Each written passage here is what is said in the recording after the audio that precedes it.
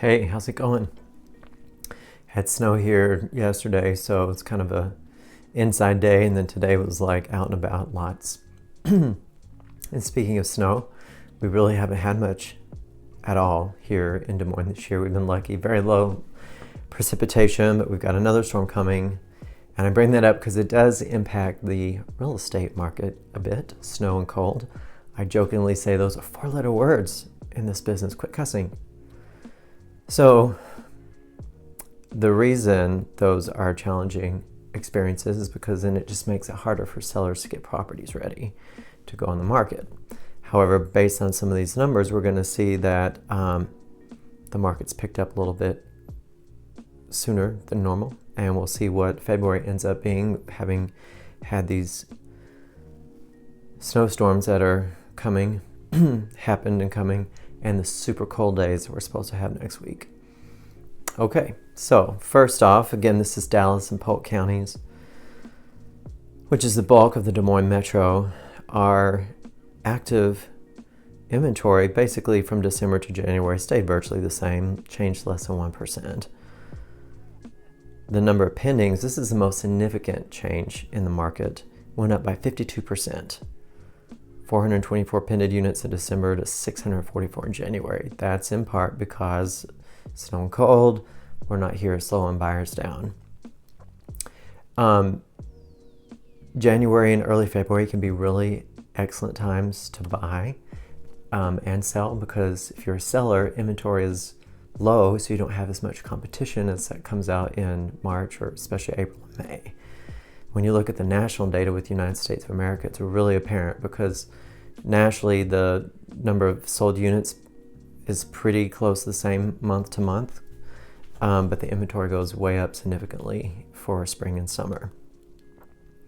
The number of solds went down 30% from December to January. That's just indicative of the seasonality and the holidays. People aren't shopping as much. Numbers in the business, they show up like 30 to 90 days after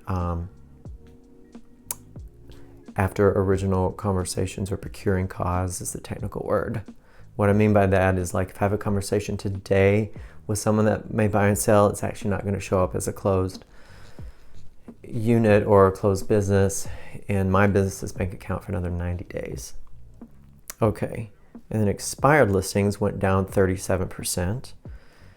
Average days on market came up 10.5%. So we came up from 67 days on market in December to 74 in January. Again, seasonality.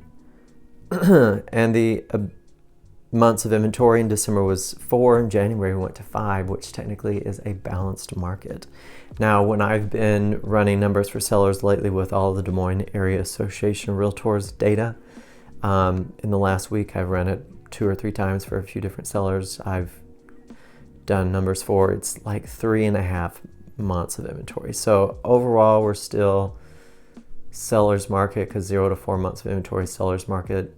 If you get into that 5-6 month of inventory, meaning if everything active was out there and everything that sold, I'm not explaining this very good, but basically, how long would it take the sold rate to eat up the active inventory, assuming nothing else came out on the market?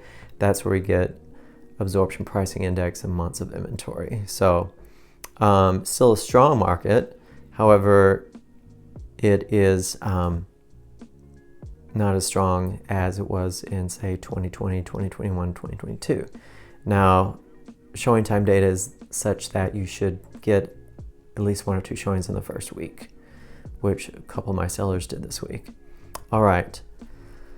And the average sold price came down 4.5% from December to January. So basically, I mean, normal seasonality, having a drier winter so far, has perhaps increased activity earlier than normal. We'll see how the snowstorms in February affect this month's numbers. Because generally speaking, Valentine's Day, which is tomorrow, or the Super Bowl, which was last Sunday, those are kind of the beginning of the spring market in terms of our numbers. So anyway, if you have questions for me, you know how to get a hold of me. We'll talk soon. Bye.